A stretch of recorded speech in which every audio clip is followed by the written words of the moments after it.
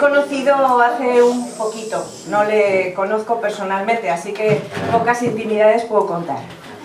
Pero sí sé que es de Durango, es un vasco viviendo en Barcelona.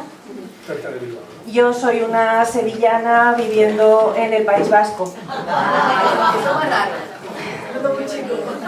Así que, como sabe un poquito de euskera, yo le voy a saludar en euskera. Le voy a dar la bienvenida y le voy a dar las gracias por venir a nuestro congreso, si los nervios me lo permiten. Kaixo, Joseba, ongi etorria. Eta eskerrik asko gure kongresura etortzeagatik. Ole, ole, Pilar.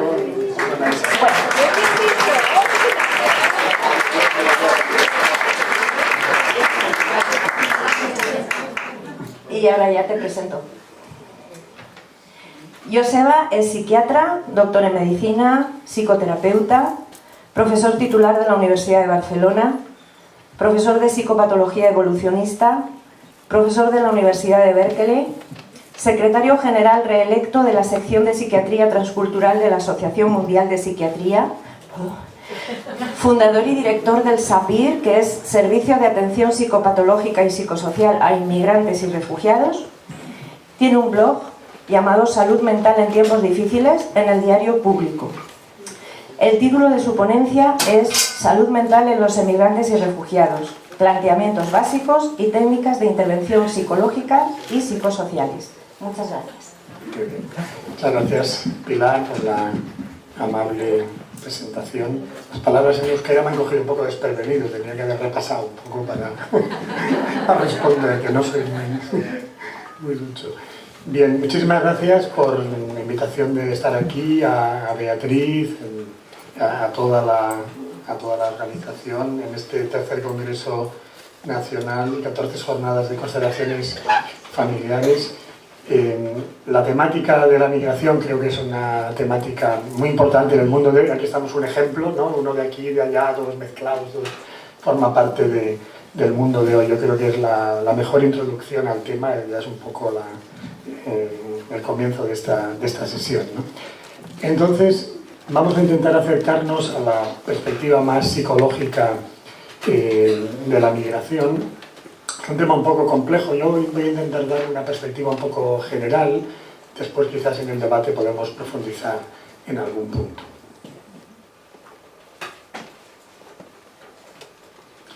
Bien, la primera idea que yo creo que hay que plantear es la idea de que cuando hablamos de migración se habla normalmente de demografía, de sociología. Todo eso está muy bien. Pero lo más importante de la migración son las personas. Yo creo que se ha deshumanizado mucho el tema de la migración. No es solamente un asunto económico o demográfico. Yo suelo decir que no sé muy bien qué es la migración. Lo que sé que es un inmigrante, que es una persona que la tengo delante en la consulta. Entonces, creo que tenemos que rehumanizar el tema de la migración. Y un poco esta es la línea que vamos a intentar seguir. De suyo, esto a veces no se conoce demasiado, pero los seres humanos somos muy buenos emigrantes. La revista Science, en un artículo reciente, decía que seguramente somos una de las mejores especies emigrantes que ha existido. Es decir, que tenemos una capacidad de adaptación extraordinaria, incluso comparando con otros animales que tienen una gran capacidad de migración. Y esto es muy fácil de demostrar, porque hay humanos como nosotros viviendo en los lugares más extremos, los polos, en los desiertos, y ya sabéis que hay una lista de gente para ir a la luna y por ahí, impresionante. No, la marcha la llevamos ya adentro, o sea que, entonces tenemos capacidad para emigrar. Y después la propia historia un poco de nuestro grupo, ¿no? Los primates humanos, es una historia de migración. Más de 20 grupos de primates humanos ya empezaron a emigrar hace ya varios millones de años. El último grupo hemos sido nosotros, pero ya antes que nosotros emigraron los Australopithecus, emigró el Homo erectus, emigró el Elegaster, y todos siguiendo la misma ruta de África hacia Asia, fundamentalmente. Por eso allá hay tanta gente, porque llegaron primero y tenían mucho tiempo para reproducirse. Y después ya unos cuantos nos despistamos y nos fuimos para aquí, para Europa y todo eso. Entonces, bueno, es una historia de migraciones. Lo que pasa es que el único grupo que ha sobrevivido hemos sido nosotros. Estos son los neandertales, que también hacen una ruta parecida.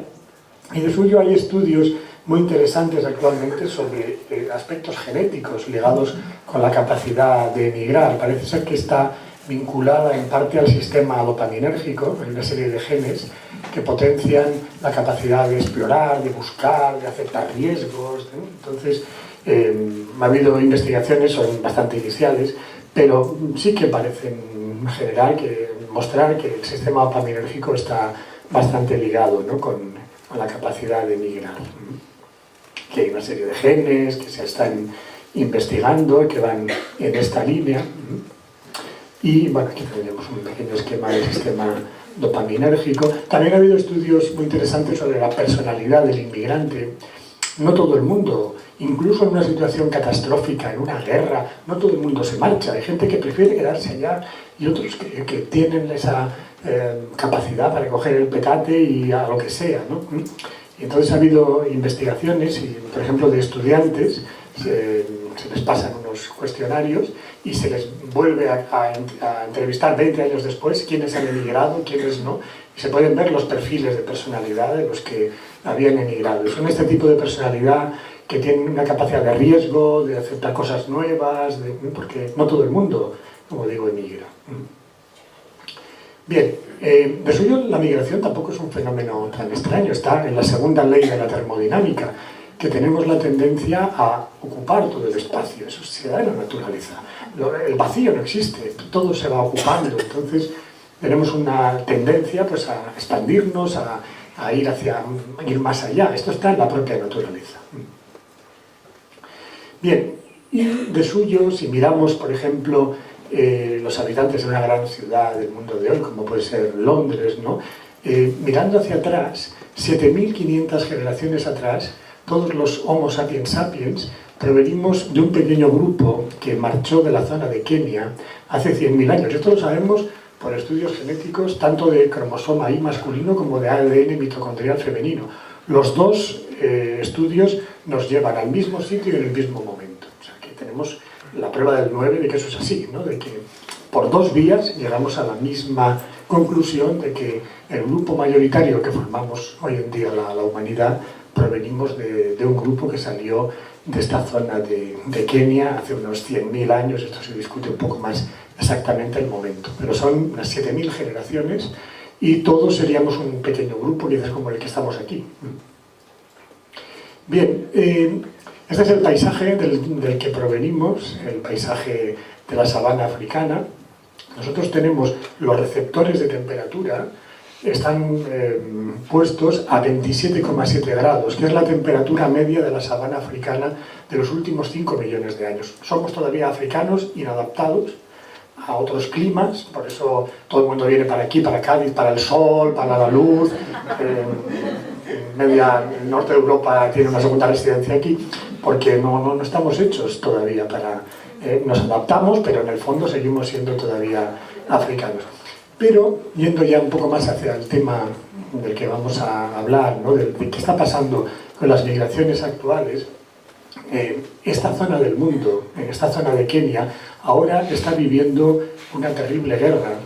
Hay una situación muy difícil. De suyo, el mayor campo de refugiados del mundo está aquí, Dadaab, en esta zona. Y el gran drama es que hoy no se puede salir de África. Nosotros pudimos salir un día y pudimos empezar una aventura que nos ha llevado por todo el mundo, pero hoy en día es prácticamente imposible salir. Y este es el contexto de las migraciones del mundo de hoy. Unas migraciones llenas de barreras, de muros, de fosos, de obstáculos. De suyo, si no hubiéramos podido salir, todo esto no existiría. Todas estas civilizaciones que hemos creado no hubieran existido. Ahora toda esta gente no puede salir. Y este es el drama de las migraciones del siglo XXI, ¿no? El drama de los fosos, de los muros. Aquí tenemos las personas que intentan cruzar el muro entre México y Estados Unidos. Entonces, si somos tan buenos emigrantes, ¿por qué la migración genera tanto sufrimiento en el mundo de hoy? Esta es un poco la pregunta que nos lleva hacia la temática del síndrome de Ulises y lo que está pasando con las migraciones actuales. De suyo, como decimos, la historia de la humanidad se puede entender también como una historia de desplazamientos, de migraciones. Como decía Goitisolo, nosotros no tenemos raíces, tenemos pies para desplazarnos, para movernos. La imagen de la raíz es una imagen que no es exacta. Nosotros no nos fijamos si tenemos la capacidad de buscar nuevos horizontes y de ir más allá. Y nuestros referentes pues han sido también emigrantes, ¿no? Moisés, Abraham, Ulises, los grandes referentes en parte de la historia de la humanidad han sido emigrantes. Este es el viaje que hizo Abraham, y el viaje del emigrante tiene un componente también de tipo espiritual, es una transformación. Cuando alguien emigra se transforma, tiene un componente que, como decíamos antes, va mucho más allá de lo económico, de lo demográfico, es muy personal, es íntimo, es incluso espiritual. Y bueno, esta es un poco la imagen de arriba, la humanidad moviéndose, buscando horizontes, y el mundo de hoy, un mundo de barreras cada vez más importantes, cada vez más duras. Bien, esto es un poco para enmarcar el tema.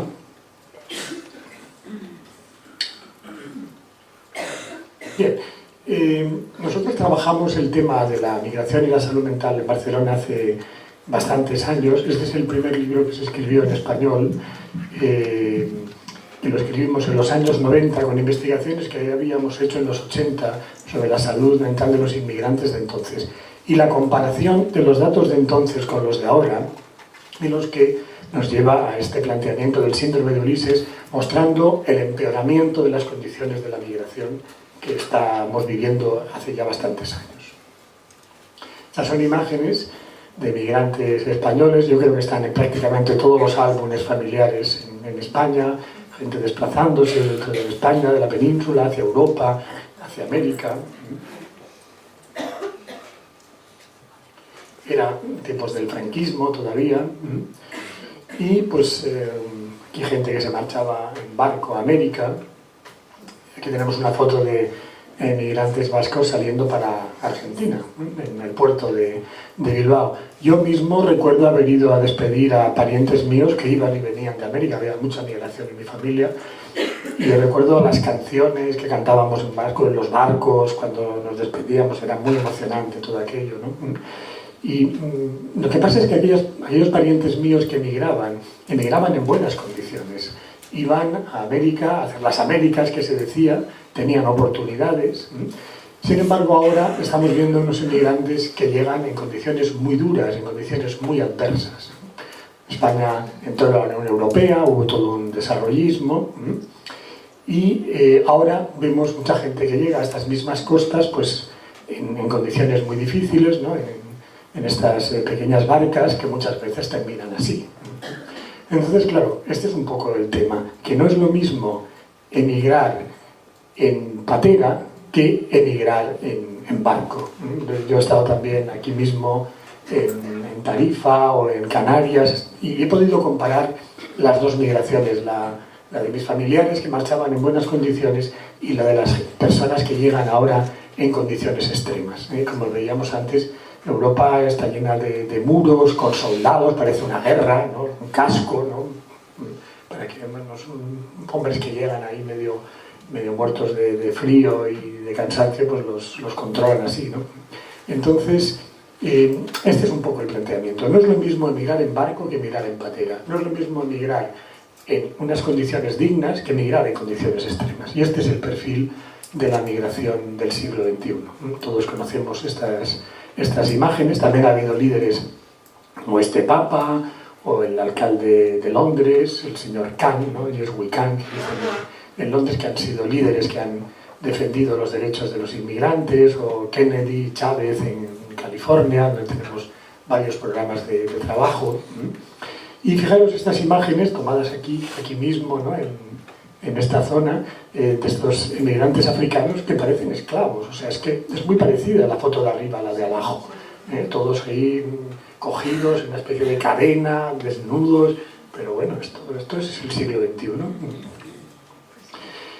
Pero además el mundo sigue rodando y ahora hay muchos españoles también que están emigrando, porque este es un tema general, es un tema universal, y son emigrantes españoles que también emigran en muy malas condiciones. Aquí tenemos 2 chicos españoles que no encuentran trabajo aquí y se van a Ginebra, y están indocumentados. Es decir, que no es un tema solamente de África, hay muchos españoles también indocumentados en Brasil, en México. Es decir, estamos viviendo unas condiciones muy duras en la migración para muchísima gente. Bien, entonces, este es un poco el marco actual. Yo diría que hay 3 grandes diferencias entre las migraciones que estudiábamos hace apenas 20 o 30 años y las actuales. En primer lugar, hay unas rupturas familiares tremendas. Antes se podía emigrar en familia, pero ahora hay una ingeniería legal para impedir la reagrupación familiar. Este es un congreso de familias, ¿no? Constelaciones familiares. Pues la familia es uno de los mayores dramas de la migración. En España mismo se suele tardar unos 8 años en reagrupar a un niño. 8 años es la infancia de un niño. Por lo tanto, se ha destrozado la infancia de ese niño, se ha destrozado esa familia. Y después atente a las consecuencias de esos niños desadaptados, de esos padres que viven sentimientos de culpa, de desesperación. Es decir, las rupturas familiares son uno de los grandes dramas de las migraciones actuales. En segundo lugar, esto hablaremos luego un poco más al hablar del síndrome de Ulises. Después hay una exclusión social estructural para millones de personas. No se va a hablar de integración cuando alguien está escondido, no se relaciona prácticamente con los autóctonos. Y en tercer lugar, y esto es lo más grave, emigrar ha pasado ya a la categoría de delito. Pero cuando es una historia nuestra de migraciones y de movimientos, ahora esto es un delito, como robar, como está tipificado en las leyes. Y no solamente eso, está tipificado a ayudar a los que migran también como delito. O sea, estamos pasando todavía ya a otros niveles todavía más tremendos, ¿no? Entonces, estas son las diferencias entre las migraciones de hace apenas 20 o 30 años y las migraciones actuales. Bien, voy a ir un poco rápido porque no tenemos mucho tiempo. De suyo, el derecho a migrar se está perdiendo, es un derecho retórico, pero el verdadero pasaporte es el dinero. O sea, cualquier persona que se puede comprar un piso tiene los papeles automáticamente. En cualquier país del mundo. Si yo voy a Canadá ahora y me acuerdo de llevar 1 millón de euros, entre comillas, pues me van a dar los papeles. No. Y aquí en España, el que viene y se compra un piso, le dan los papeles, no tiene que hacerse esas aventuras del Sáhara, no, que va. Si llevas el talonario, ese es el pasaporte. Claro, entonces es un derecho retórico, pero que para millones de personas no existe. Aquí tenemos los precios que cuesta sacarse los papeles, la casa, el dinero que te piden para que te den los papeles en un montón de países.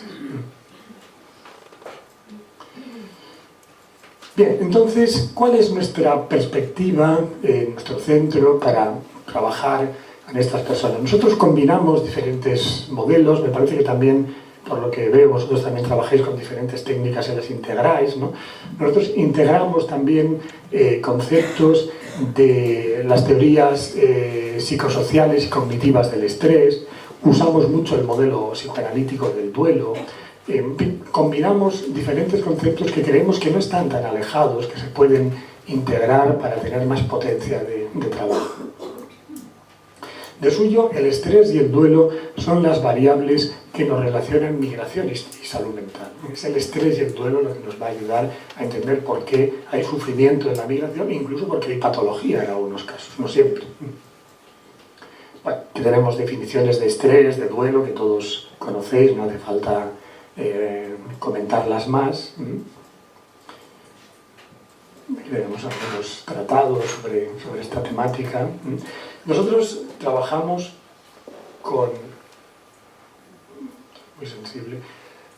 distintos modelos, y este es un modelo que tengo que considera que hay 12 características específicas en el duelo migratorio. Lo tengo en este pequeño librito, porque el duelo migratorio es diferente a otros duelos.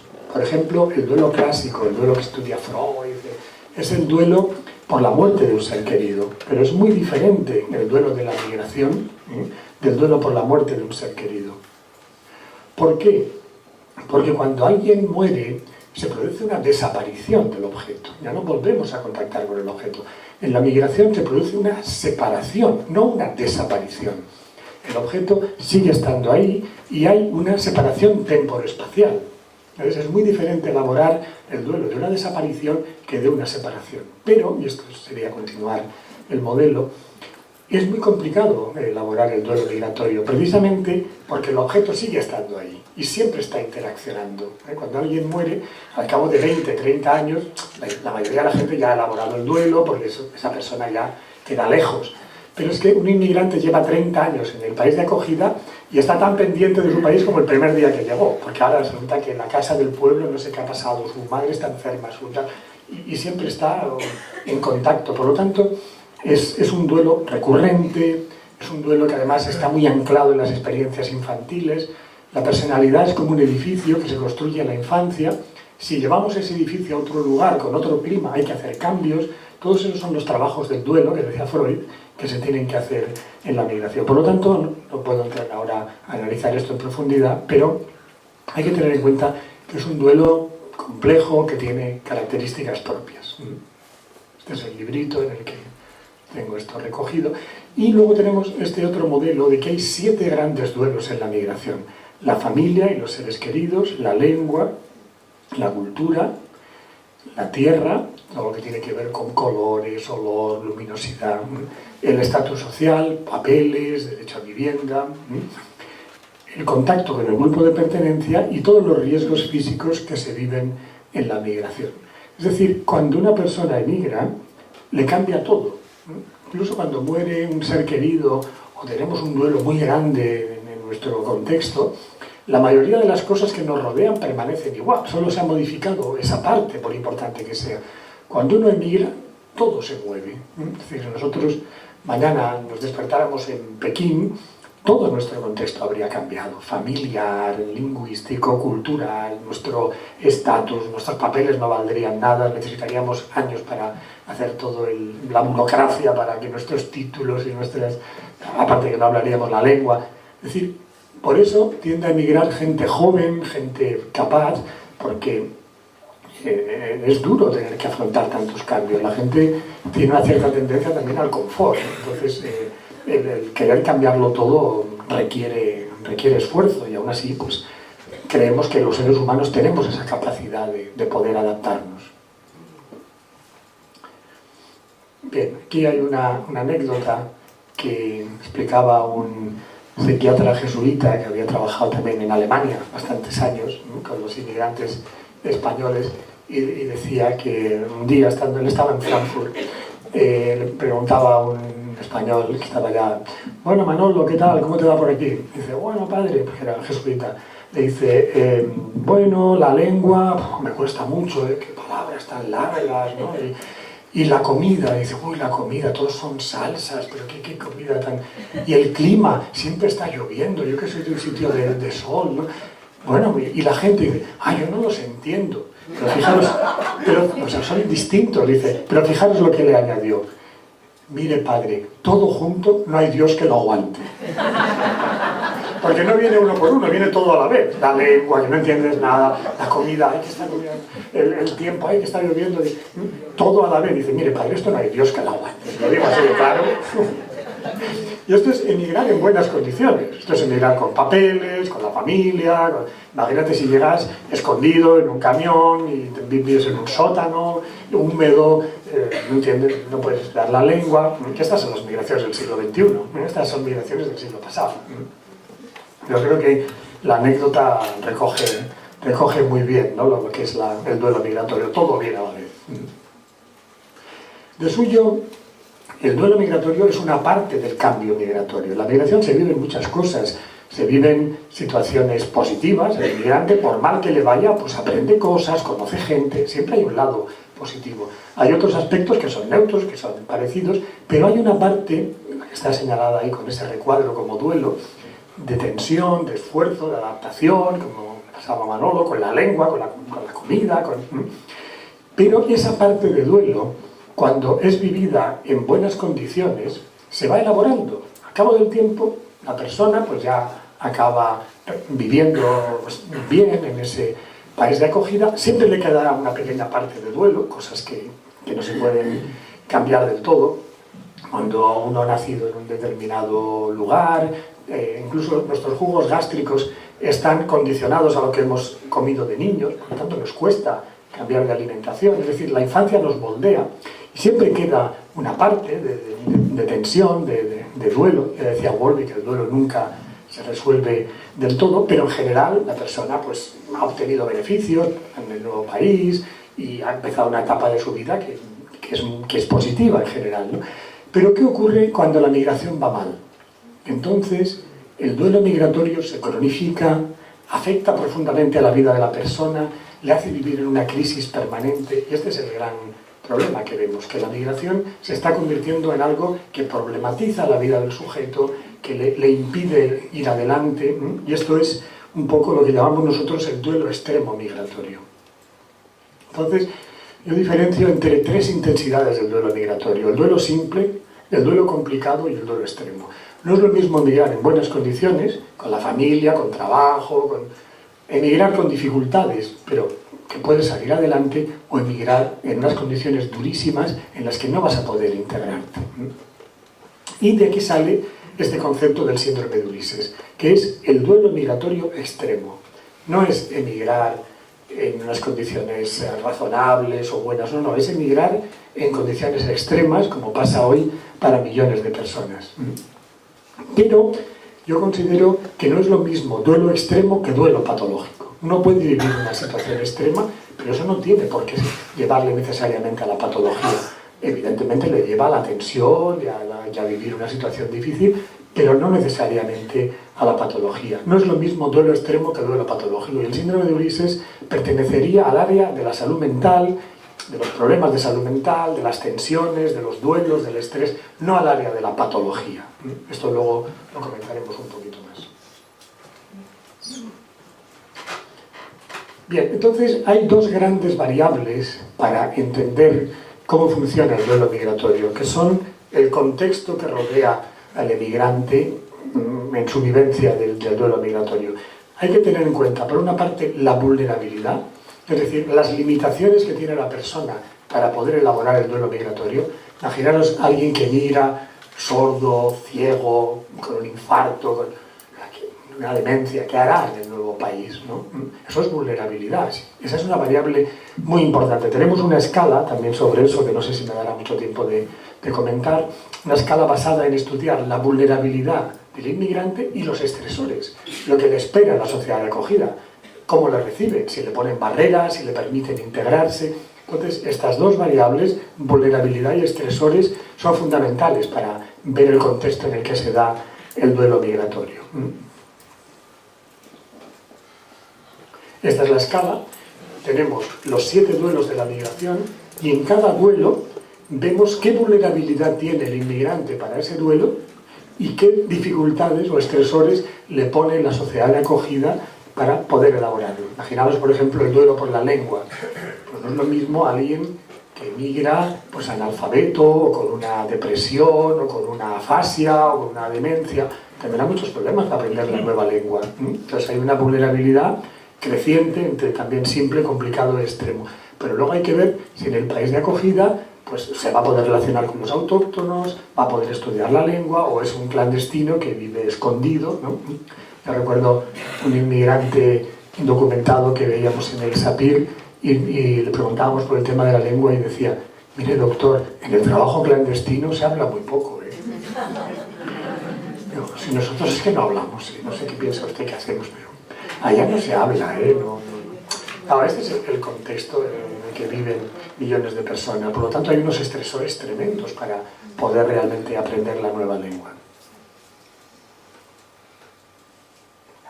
Bien, desde una perspectiva general, salud mental, psicopatología, inmigración, hay muchos estudios ya desde hace muchos años, de la OMS sobre todo, hechos a nivel mundial, que muestran que los trastornos mentales son universales, es decir, hay esquizofrenia, depresión en todo el planeta. Es una mochila evolutiva que llevamos todos los humanos, tampoco nos hemos separado hace tanto tiempo, entonces compartimos los mismos trastornos mentales, evidentemente con características culturales específicas. La esquizofrenia, por ejemplo, en Asia es más catatónica que aquí, pero no deja de ser el mismo trastorno, la misma enfermedad, pero con variantes un tanto culturales.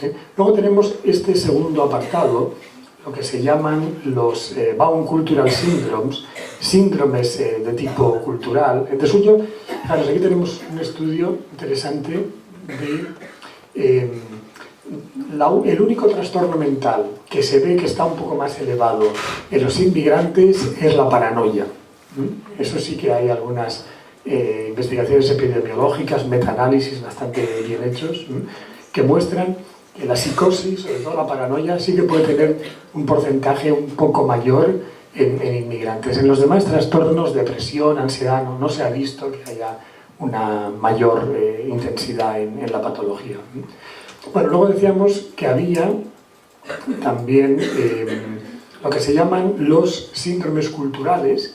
Son trastornos en los que la cultura sí que influye relativamente más, por ejemplo, trastornos de tipo disociativo, histérico, que son muy moldeables por la cultura. Pero esto el DSM-5 lo ha sacado, y eso que el DSM-5 mete allá, tenemos 400 trastornos mentales, cada edición se doblan casi los trastornos, ¿no? Y el DSM lo ha sacado, o sea que no está muy claro, si no ya lo hubieran puesto, ¿no?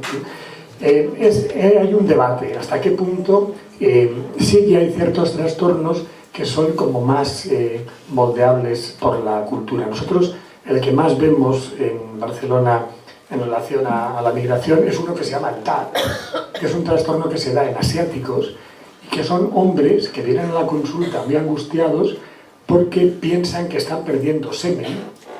Y en las culturas asiáticas el semen se considera un gran motor de energía, una gran fuente de energía. Perder unas gotas de semen es quedarse sin pilas, quedarse sin fuerza, y es un trastorno que se da en Pakistán, en la India, en China, es un trastorno ligado a la cultura. De todas maneras, ese mismo trastorno es discutible que sea específicamente asiático. Aquí también, en la cultura occidental, se ha considerado muchísimo tiempo que la masturbación, por ejemplo, comportaba trastorno mental, ¿no? De que la gente se quedaba ciega, se secaba el cerebro, todas aquellas cosas que metían los curas para asustar a los chicos y todo ello, ¿no? Es decir, que en la cultura tradicional, como la sexualidad va ligada a la reproducción, todo lo que no es reproducción pues es malo, es enfermedad, es pecado, ¿no? Y en ese sentido el propio DAT no es algo que sea tan incomprensible en la cultura occidental. Todavía hay tratados de psiquiatría de los años 40 que hablan de la masturbación como trastorno mental. Entonces, hay bastante más unidad entre los humanos de lo que podemos creer, ¿no? Bueno, en todo caso, esto ya no está ni siquiera en el DSM. Y luego tenemos una tercera área, que yo creo que es la que más afecta a los inmigrantes, que es el área del estrés. La mayoría de los inmigrantes no tienen trastornos mentales. Son gente fuerte, son gente capaz, pero viven situaciones de duelo, y más cuando es extremo, y están afectados. Y este es el área del síndrome de Ulises, el área al cual me voy a referir, el área del estrés intenso en la migración, pero que no genera trastorno mental. Este es el área del síndrome de Ulises. Bien, entonces, en el síndrome de Ulises hay dos grandes elementos. Por una parte, los problemas que vive el inmigrante, los estresores, y por otra parte, la respuesta que da el sujeto, que son los síntomas. ¿Cuáles son los problemas que vive el inmigrante? En primer lugar, ya lo hemos comentado antes un poco, la soledad forzada. Es decir, en el mundo de hoy, que hay toda esta ingeniería para impedir la reagrupación familiar, pues muchísimos inmigrantes viven situaciones muy duras a nivel afectivo. Aquí tenemos la imagen del locutorio, que es la imagen típica del inmigrante. Entonces, nosotros tenemos un grupo con mujeres bolivianas que llevan años sin ver a sus hijos. Y nos dicen, todo por los hijos, pero sin los hijos. ¿Pero qué hacemos matándonos a trabajar con unos niños que ya casi no se acuerdan de nosotras, que hemos perdido la relación? Yo tengo el cuerpo aquí y la mente allá. Estos niños crecen, si no estás en ese momento que van cambiando la boda, eso nunca se repite. Entonces es un drama a nivel familiar, como digo, las migraciones actuales, ¿no? Tenemos una mujer que se encuentra así, por ejemplo, con su pareja en el muro entre México y Estados Unidos, ¿no? Se tienen que ver así, ¿no?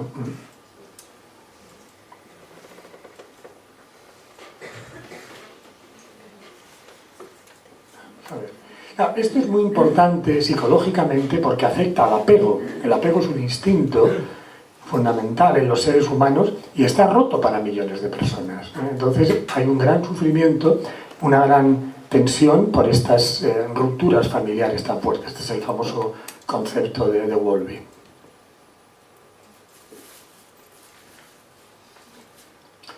Fijaros, esta es una foto que está en el Museo de la Migración de la isla de Ellis, en Nueva York. Al fondo vemos Manhattan. Esta es una imagen de hace años, del siglo pasado, del principio del siglo XX, una familia que llega junta, el papá y la mamá, cada uno con un niño en la mano.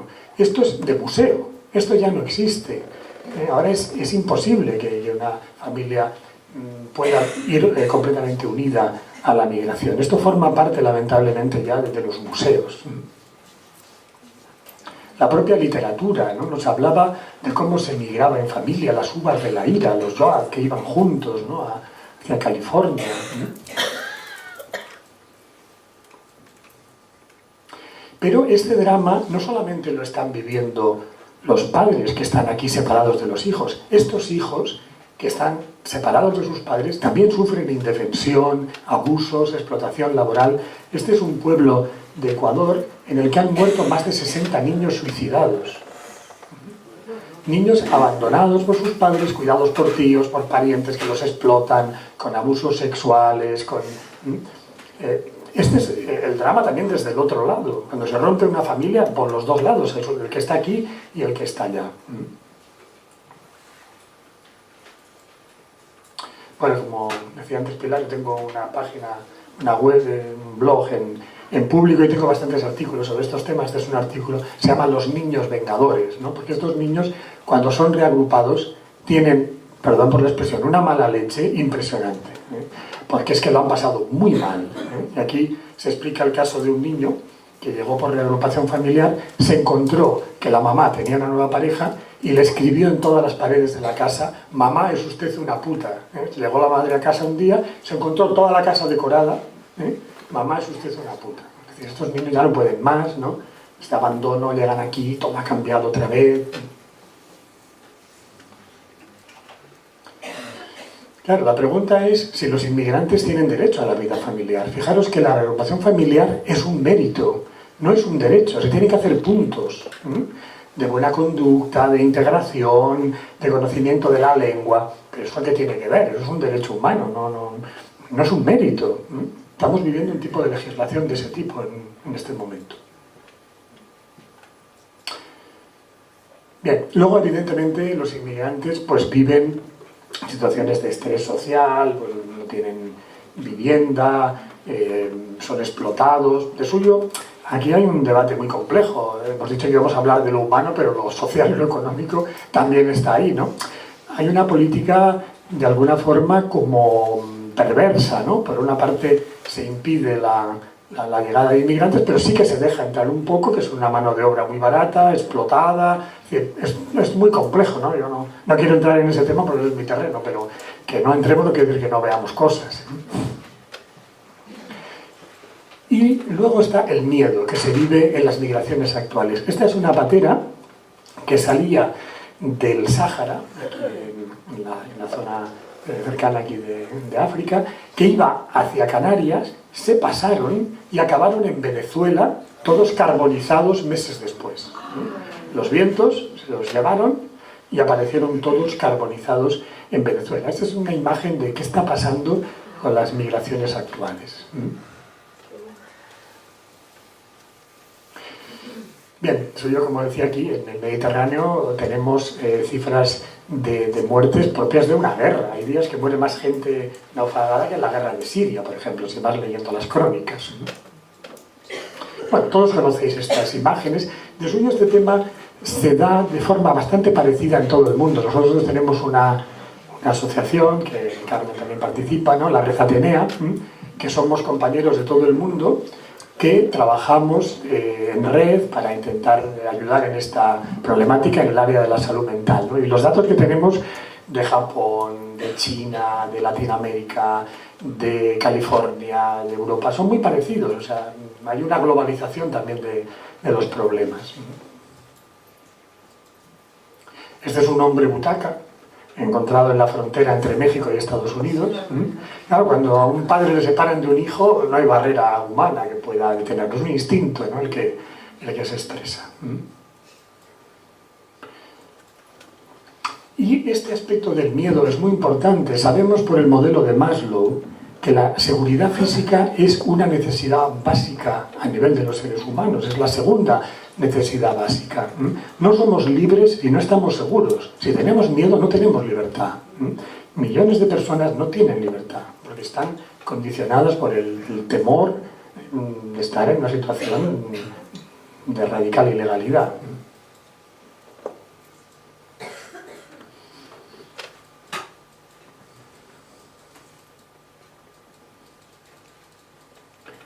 Bien, fijaros además la indefensión que viven estas personas, ¿no? Una mujer que sufre malos tratos, inmigrante, va a denunciar y aprovechan para expulsarle. Entonces es la indefensión completa, es decir, son personas que no tienen derechos, que tienen que callar siempre. Pero además estos estresores están potenciados por toda una serie de aspectos. Al ser muchos, se potencian entre ellos, son crónicos, se viven durante muchísimo tiempo, no hay control de los estresores. Sabemos en el modelo de Seligman, de Bandura, etcétera, la importancia de la sensación de control sobre el estresor. Son temas de supervivencia, es decir, no solamente hay unos estresores, sino que están potenciados por toda una serie de aspectos que los incrementan, ¿no? su afectación. Y evidentemente está también el viejo estrés aculturativo, el de Manolo cuando iba a Alemania, ¿no? Ay, a mí la comida alemana no me gusta, oye, es que aquí el clima... Sí, pues que esto es letra pequeña para las migraciones de hoy en día, de separaciones forzadas, de indefensión. Y luego, por si las cosas no estuvieran suficientemente mal, solemos intervenir nosotros metiendo la pata muchas veces. O sea, ya la cosa está bastante mal, y muchas veces los profesionales no intervenimos adecuadamente en esta problemática. Y suele haber dos tipos de actitudes. Hay personas que tienen muy poca sensibilidad por este tema y que dicen, pues que se aguanten, pues que no vengan, a mí que me explicas. Bueno, casi en el límite del racismo. Pero a mí que las personas digan esto, pues evidentemente me parece fuerte, pero lo que es más grave es que no haya ninguna organización internacional que se preocupe de estas personas. La ONU prácticamente pasa, la OMS prácticamente pasa, es decir, estas personas ni son ya del país de origen, ni son del país de acogida, no son de nadie. En un mundo global no son de nadie. Por ejemplo, he tenido bastante contacto con la OMS, y la OMS tenía una psicóloga a media jornada que llevaba la salud mental de los inmigrantes de todo el planeta. Estaba estresadísima también, claro. Otro síndrome para esta mujer, ¿no? O sea, y luego la echaron, le dijeron que tampoco hacía falta tanta cosa que a la calle, ¿no? O sea, tenían a una persona a media jornada. O sea, hay una insensibilidad total. O sea, para mí cuando la gente dice burradas, pues que lo peor es que lo diga la ONU, ¿no? Que lo digan organizaciones y que en teoría no nos protegen a todos, ¿no? Y luego, un segundo error que cometemos muchas veces es que confundimos los cuadros de estrés, de duelo, con trastornos mentales. Medicalizamos el duelo migratorio, psiquiatrizamos el estrés, el duelo, y entonces nos convertimos en un problema añadido para estas personas que nos piden ayuda. Entonces yo creo que esto es un aspecto en el que desde los servicios asistenciales, psicológicos, tendríamos que realmente replantearnos. Hoy en día hay una tendencia a confundir estrés y duelo con trastorno mental. Entonces, creo que este es uno de los casos en los que se ve más claramente, ¿no? Por ejemplo, a nosotros nos llega mucha gente al servicio, inmigrantes que no tienen ningún trastorno mental, pero que son tratados con antidepresivos. fármacos que, por ejemplo, les bloquean a nivel sexual, que quizás era lo único que les estaba funcionando, ¿no? Entonces, había un tratamiento que ya les ha rematado, ¿no? En vez de darles ayuda. Entonces, es muy importante este análisis en profundidad de las diferencias entre el estrés y el duelo y el trastorno mental.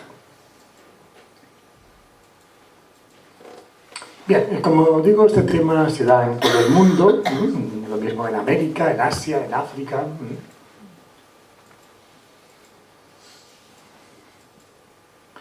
Y lo más paradójico de todo esto es que tenemos las fronteras completamente cerradas mientras Europa está envejeciendo a marchas agigantadas. Es decir, cuando se habla del viejo continente, yo creo que no es metafórico, es que es así, es el viejo continente.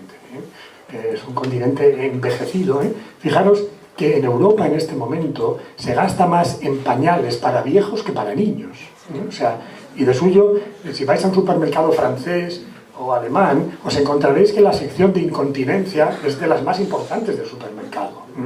Y no para niños, incontinencia adulta. O sea, tenemos una población envejecida y las fronteras totalmente cerradas, ¿no? Cuando hay una conciencia desde todas las instancias económicas, el BBV, el otro, están diciendo necesitamos 50 millones de inmigrantes ya. ¿Y por qué tiene usted la frontera completamente cerrada? No deja pasar a nadie, tiene que venir en una patera.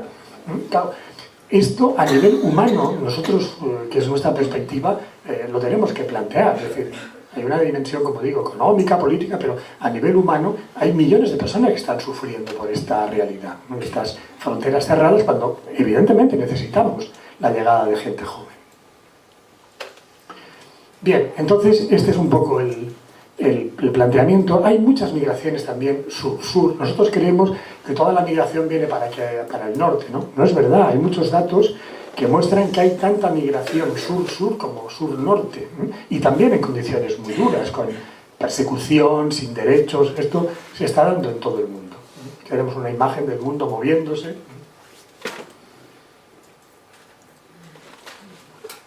Y el viaje migratorio cada vez es un viaje más difícil. Aquí veíamos en una imagen, este es un tren que se llama La Bestia, que cruza México, donde se cometen todo tipo de abusos, violaciones de los inmigrantes, hasta tal punto que hoy en día se recomienda que toda mujer inmigrante lleve el Depo-Provera, un anticonceptivo. Hay mujeres que ya se operan antes de migrar, porque el riesgo de violación y de violencia es extremo en las migraciones actuales.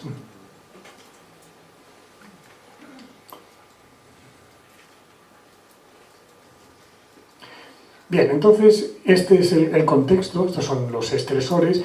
¿Cuáles son los síntomas que vemos en estas personas que están tan estresadas y que insistimos que no hablamos de un trastorno mental? Evidentemente, en esta situación de estrés, todo el eje hipotálamo, hipófisis, suprarrenal, pues estará muy alterado, ¿no? En una situación de un estrés extremo que dura años, muchas veces. Entonces, vemos una sintomatología de varias áreas. Vemos sintomatología del área depresiva. Estas personas están tristes, lloran, pero les faltan síntomas esenciales para el diagnóstico de la depresión. No tienen apatía, no tienen ideas de muerte, están llenos de proyectos. ¿Qué depresivo? Está lleno de proyectos y de planes. Sin embargo, se le diagnostica alegremente, entre comillas, de depresión, ¿no? Tienen, por ejemplo, el llanto. Aquí hay un metaanálisis sobre el llanto de la acta psiquiátrica escandinava. El llanto no se relaciona con la depresión. Es decir, el depresivo no llora, como el niño abandonado no llora. Llorar es una conducta intencional, activa, de buscar contacto. Entonces, nos encontramos con que hoy en día, pues enseguida, ¿está usted triste? Llora. Depresión. Vale, ya está, ¿no? Estamos haciendo unos diagnósticos muy equivocados, ¿no? Y medicalizando cosas que forman parte de la vida, del estrés, de los conflictos que tenemos a nivel vital. Síntomas del área de la ansiedad, tensión, nerviosismo, irritabilidad. Todos nos ponemos enfadados cuando estamos estresados, chillamos, pues normal, ¿no? Luego, síntomas del área de la somatización. Pues a la gente le cuesta dormir, le duele la cabeza, tiene molestias musculares, pues lo que nos pasa, ¿no? Cuando estamos estresados. Nosotros, un síntoma que hemos investigado y que vemos que se da muchísimo en los inmigrantes es el dolor de cabeza. vemos tanto dolor de cabeza que se me ocurrió este nombre, inmigraña, migraña del inmigrante. Porque las dos palabras tienen la misma raíz, migración y migraña. Es curioso, ¿no? Que ya alguien vio que la migración daba dolor de cabeza, ¿no? Ya puso la misma palabra, ¿no? Nosotros nos salen porcentajes casi del 80% de la gente que vemos con dolor de cabeza. ¿Cómo no te va a dar la cabeza? Estás todo el día pensando, ay, ¿qué voy a hacer? Mi hijo, ¿qué tal? ¿No? Pues, bueno, forma parte, ¿no? de esta situación de estrés que se está viviendo en las nuevas migraciones.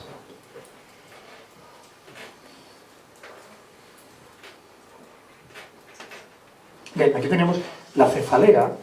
Tú me cortas, ¿eh? Cuando... Pues estaba ya pensando en ello. ¿Tú quieres que te haga preguntar? Sí, claro. Pues entonces, 5 minutos. Venga, sí. Entonces voy a ir un poco más rápido, que quiero dar la perspectiva un poco general. Es que este tema es un poco largo, ya lo he dicho al principio, que son muchas cosas. Es decir, hay síntomas también del área confusional. Luego, lo que es importante es también entender la cosmovisión que tiene esa persona. Hay muchas maneras de ver el mundo. Nosotros tenemos una, la occidental, hay otras, ¿no? Entonces, muchas personas interpretan dentro de la perspectiva del mal de ojo, de la brujería. Bueno, pues es muy importante escuchar estos relatos, estas visiones del mundo. Ahora, como decía un inmigrante al que le preguntábamos por este tema del mal de ojo, nos decía, doctor, no se confunda, a mí el mal de ojo me lo han echado las leyes que tienen ustedes aquí. No fastidiemos, no me diga ahora con el hechicero y... Son sus leyes mi mal de ojo, quíteme eso y no... Diferencian muy bien lo cultural de lo social y todo eso. Bien. Entonces, bueno, aquí tenemos una serie de datos epidemiológicos que me los voy a saltar. Nos suelen salir en los estudios epidemiológicos en torno a un 15% de las personas inmigrantes que consultan en servicios médicos y de salud mental que tienen cuadros tipo síndrome de Ulises. Es decir, no tienen un trastorno mental, pero tampoco están bien. Tienen este cuadro muy intenso de duelo extremo relacionado con una situación pues, muy dura, que es muy perceptible, ¿no? Por la soledad, el miedo, la indefensión. Entonces, estos son un poco diferentes estudios que se han hecho, sobre todo en Estados Unidos. En California es un lugar en el que la migración es muy activa, que hay 2 tesis doctorales, una hecha aquí en Cádiz, precisamente, sobre síndrome de Ulises, otra es una tesis hecha por una psicóloga sudanesa en Barcelona con inmigrantes árabes en España. Bueno, hay toda una serie de investigaciones que estamos desarrollando. El tema del diagnóstico diferencial, muy rápidamente. Es evidente que el síndrome de Ulises no es una depresión, como digo, falta apatía, ideas de muerte, son proactivos, están llenos de proyectos. O sea, yo suelo decir, ¿cómo se puede diagnosticar de depresión a una persona que está dispuesta a coger un trabajo a 15 kilómetros de aquí y a ir corriendo a buscar el trabajo? ¿Qué clase de depresivo tiene esa energía, esa...? No estamos diagnosticando bien esto, ¿no? Este es un libro muy famoso en Estados Unidos que se llama La pérdida de la tristeza. Estamos perdiendo la tristeza, convirtiéndola toda en enfermedad mental, y esto es muy grave a nivel incluso cultural, ¿eh?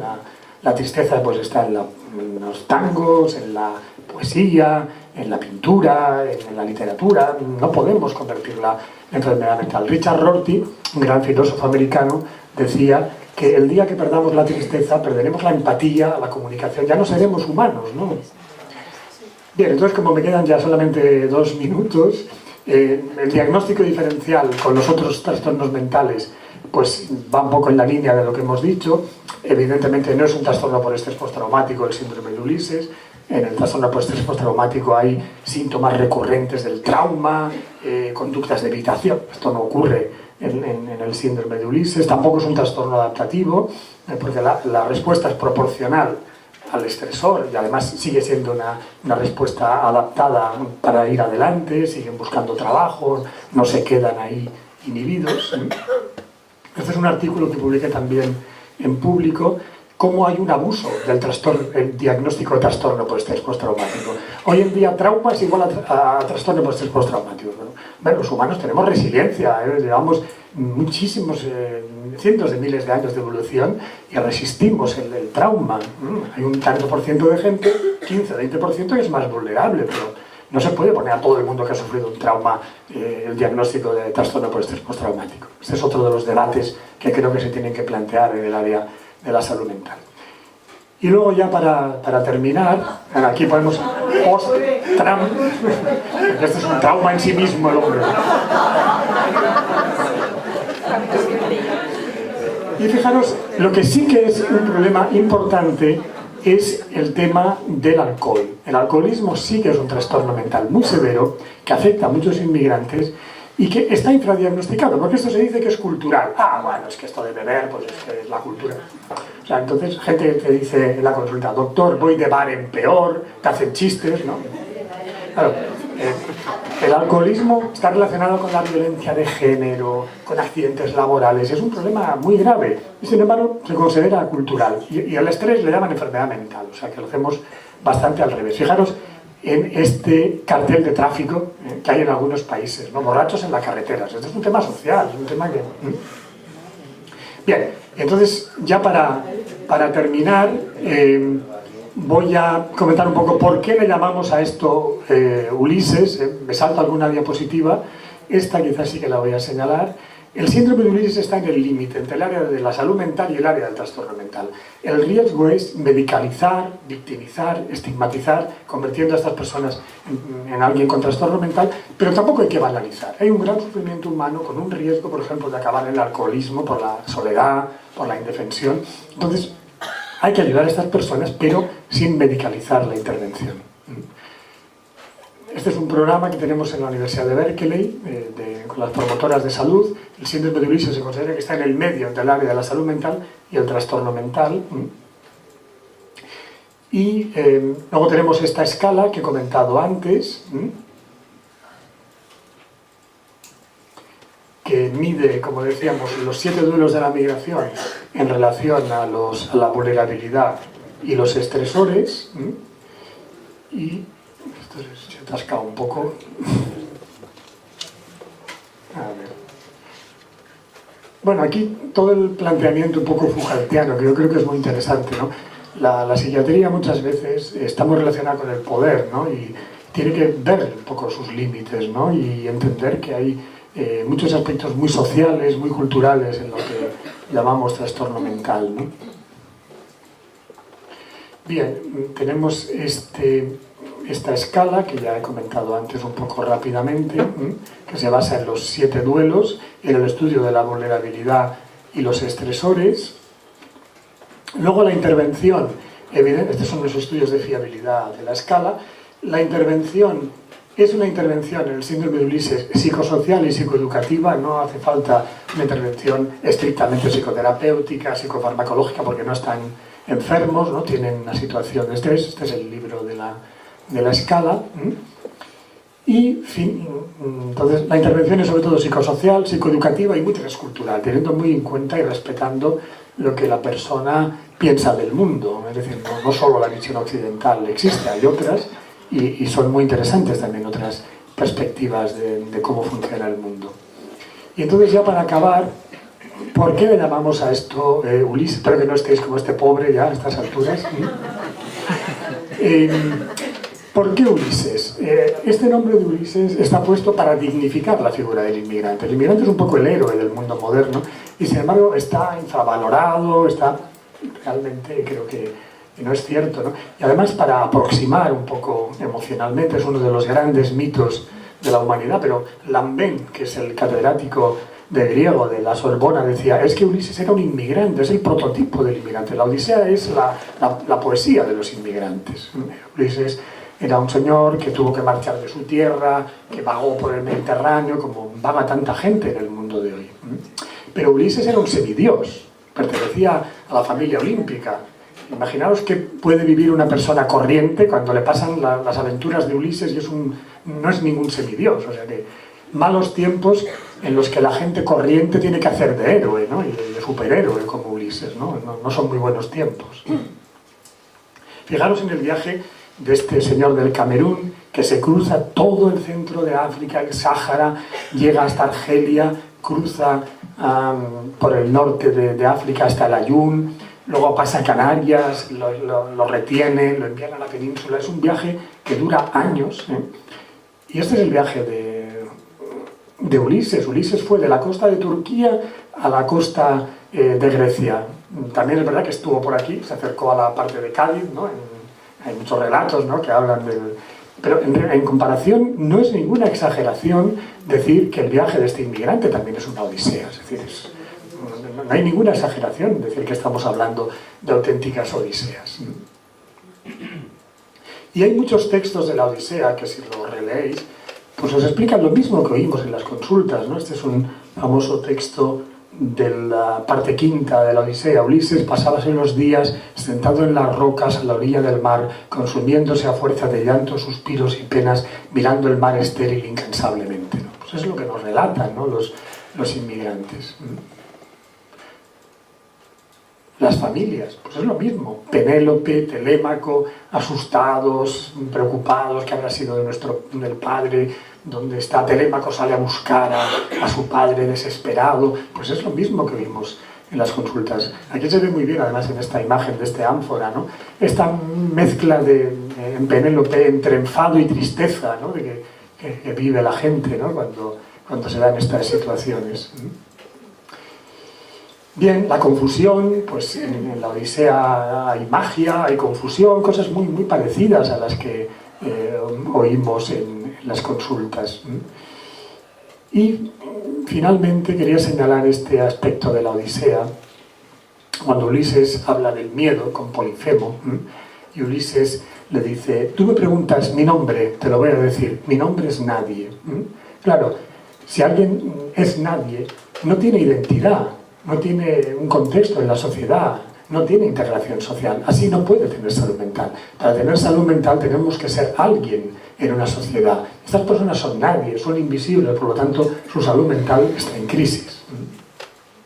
Este tema lo llevamos al Parlamento Europeo. Ahora, en octubre de este año, tenemos otra sesión el 19 de octubre en Bruselas, con distintos países de Europa que trabajamos esta problemática. Ha sido traducido a distintas lenguas, aquí está en japonés, y bueno, ha sido recogida esta idea en novelas. Es una novela colombiana de Santiago Gamboa, de migrantes latinos en París. Es un libro de poesías de Cuba. Está recogido a nivel legal. Ha habido varias sentencias que condicionan un atenuante el síndrome de Ulises en inmigrantes, porque no están en plenas capacidades, por lo tanto en justicia se ha de tener en cuenta esta realidad. Y bueno, pues este es un poco el planteamiento que tenemos. Hubo una serie de televisión que sacó esto, que fue todo un lío. Este es el libro en el que describí el cuadro hace ya unos años. Luego hemos hecho otra edición que está también en inglés y en japonés. Y bueno, pues en definitiva un poco esto. El síndrome de Ulises está en el límite entre el área de la salud mental y el trastorno mental. Forma parte de la problemática de la migración actual. Y finalmente pues pondré unas referencias. Este es un programa de la OMS que recoge el trabajo del síndrome de Ulises. Tenemos esta asociación, la Red Atenea. Ahora os repartiré unos papeles con información de webs y de sitios que os pueden quizás interesar a algunos. Y esto va un poquito lento. Tenemos un posgrado que hizo Carmen también en la Universidad de Barcelona junto con Berkeley, de especialidad en salud mental y migración. Vamos haciendo diferentes congresos, Roma, Berlín. Y bueno, es toda una línea de trabajo que creemos que forma parte del mundo de hoy, ¿no? Toda esta situación tan dura que están viviendo millones de inmigrantes y que lógicamente afecta a su salud mental. Entonces, pues muchas gracias por la atención.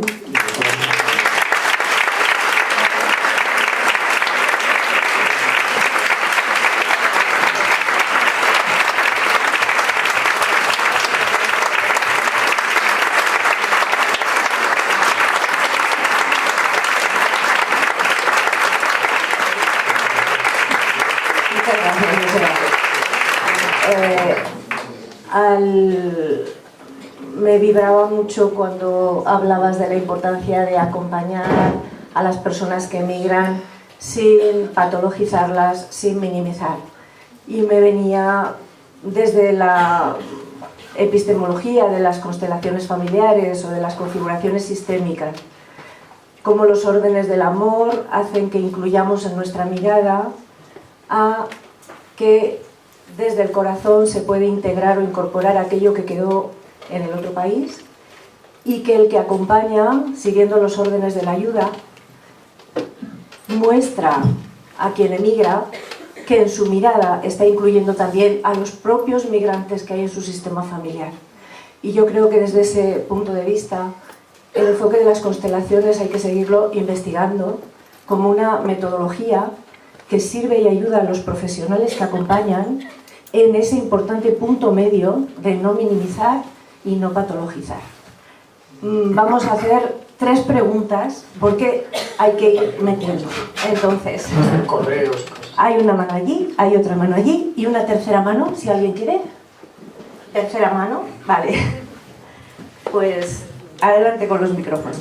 Hola, buenos días. Muy agradecido por la conferencia que ha dado usted. Y bueno, esta mañana, paseando desde el casco antiguo por el paso marítimo, me he dejado sentir. Y voy a dar un testimonio personal. Yo he sido migrante, he sido enfermo mental y a partir de ahí me he dejado sentir y bueno, sané desde que reconocí y acepté que mis padres me amaron y que mis padres me amaron y me concebieron con mucho amor. A partir de ahí empecé a vivir, a ser feliz y a aceptar todo. Y bueno, quiero decir que cuando el amor o el corazón sube a la mente, lo sana todo. Y lo que... Gracias.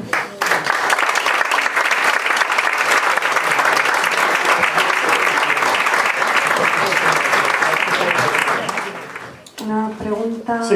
Yo creo que me surge la duda. ¿Cómo llega un inmigrante indocumentado al SAPIR? Muy interesante. Sí, la verdad es que es un tema muy delicado porque sabemos que muchísimas personas no llegan. Es decir, cuando uno vive tan excluido, pues ¿cómo conoce que existe un servicio como este, ¿no? Vemos la punta del iceberg de esta problemática. Nos llegan sobre todo a través de asociaciones de inmigrantes con las que tenemos contacto, nos llegan a través de ONGs con las que trabajamos, Cruz Roja, Cáritas, a través de servicios asistenciales que detectan estas problemáticas. Pero creo que va un poco en la línea de la pregunta, ¿no? Somos conscientes de que vemos la punta del iceberg. Hay muchísimas personas que no saben dónde ir y que sufren todo esto pues en silencio, ¿no? Por eso es importante que se conozcan la existencia de estos servicios de ayuda para que puedan tener más resiliencia, ¿no? Ante estas situaciones tan duras que están viviendo. Manuel. La pregunta está ya contestada, porque era la que yo iba a hacer. Muchas gracias. De todas maneras, aprovecho para felicitarte por tu trabajo, por la magnífica labor que estáis haciendo en vuestra organización. Y he empatizado mucho con tu estrés durante la conferencia de querer un tema que necesitaría 100 horas para exponerlo en 1 hora y media. Tengo absoluta comprensión con ello. Una cosa que te iba yo simplemente ya para terminar. Yo observo cuando veo las imágenes en televisión que llegan las pateras, unos vienen totalmente deprimidos y otros empiezan a dar saltos de alegría porque han conseguido. Ese síndrome de Ulises tiene que ser diferente entre Claro, ellos, ¿no? Claro. Es cierto, sí, ese es un punto importante. Desde luego el síndrome de Ulises suele aparecer más adelante, es decir, en el momento de llegar, claro, después de un viaje tan tremendo, el día que pisas la nueva tierra, esa tierra un poco prometida, hay un momento de euforia, incluso aunque llegues muy cansado. El síndrome aparece cuando pasan unos meses, las cosas no van bien, empiezas a notar la soledad, el miedo de eso. Al llegar todavía está esa euforia, ¿no? Que si no hubiera sido por ese impulso que lleva a las personas a salir, pues no hubieran hecho esta travesía tan dura, ¿no? Entonces, en el primer momento han logrado un objetivo, lo que pasa es que luego, lamentablemente, es cuando van a notar el peso de la soledad, el miedo, etc. Bueno, muchas gracias por tu conferencia y me parece que es importante, al hilo de lo que había comentado Pilar, bueno, y las otras intervenciones, ver cómo incorporamos esto en los distintos lugares donde se trabaja con inmigrantes y con familias. Creo que falta ese paso, lo que tú has ilustrado lo reflejas muy bien, y entonces la pregunta que te iba a hacer, dentro de la intervención que vosotros realizáis, ¿en qué medida incluís un modelo de terapia familiar o de enfoque familiar? Sí. Es un poco lo que decimos, nosotros tenemos muy en cuenta la familia, pero a veces la familia está rota, ¿no? Entonces, o tenemos que trabajar incluso por Skype para contactar con un niño que está en la otra parte del mundo, ¿no? También vemos muchas familias que se han reagrupado y nos traen el drama de los conflictos, ¿no? Los niños que rechazan a los padres culpabilizados, que ya no tienen ninguna autoridad sobre el niño porque el niño no les reconoce, ¿no? O sea, se ven las situaciones dramáticas, ¿no? Niños que dicen en la consulta, quiero que te mueras, yo te odio, bueno, unas cosas tremendas, ¿no? Los niños que empiezan a expresar sus sentimientos, entonces todo el tema familiar es muy importante, ¿no? Entonces intentamos hacer un poco de puente entre estos dos mundos que se han separado tanto, ¿no? De la madre o el padre y el niño. Intentamos estar ahí un poco en el medio, intentando buscar, rehacer un poco las relaciones, entendiendo la rabia y el dolor que tienen tanto los padres como los niños, ¿no? Porque los padres se han matado a trabajar, se han sacrificado durísimamente también, y el niño no les reconoce nada, el niño dice que tú te fuiste porque te dio la gana, unas barbaridades, ¿no? Entonces hay un sufrimiento enorme, ¿no? Nosotros intentamos, y funciona bastante, intentamos hacer un poco una figura intermedia que reconoce el sufrimiento de los dos y lo acepta, ¿no? Y entonces poco a poco, en bastantes casos se produce ya una mayor tranquilidad y van reconociéndose y se vuelven a restablecer ciertos vínculos, no todos, porque hay cosas que se han roto y van a arreglo. Informas tú ya, Adrián, y cierras y avisas de la vuelta. Bueno, muchas gracias nuevamente, Joseba, por tu intervención y todo lo que nos has expuesto. También te invitamos a que sigas en el Congreso porque hay unas cuantas actividades donde vas a participar, vas a interactuar y bienvenido sea.